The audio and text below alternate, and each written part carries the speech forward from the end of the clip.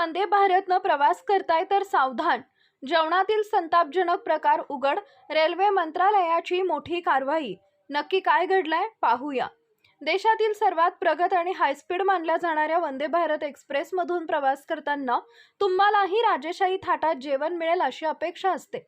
मात्र याच high profile ट्रेनमध्ये प्रवाशांना देण्यात आलेल्या जेवणात चक्क जिवंत किडे आढळल्याचा संतापजनक प्रकार समोर आलाय.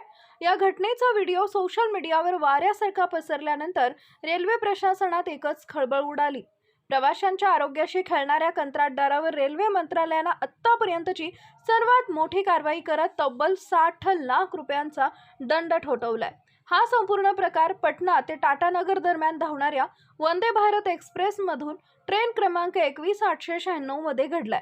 प्रवाशांना रात्रीच्या जेवणासोबत एका प्रसिद्ध ब्रँडचे पॅकेट बंद दही देण्यात आलं होतं. प्रवाशांनी हे पाकिट उघडलं तेव्हा त्यात जिवंत किडे वळवळताना दिसले. एका प्रवाशानं तातडीने याचा व्हिडिओ बनवून रेल्वे मंत्री आणि IRCTला टॅग करत सोशल मीडियावर पोस्ट केलाय.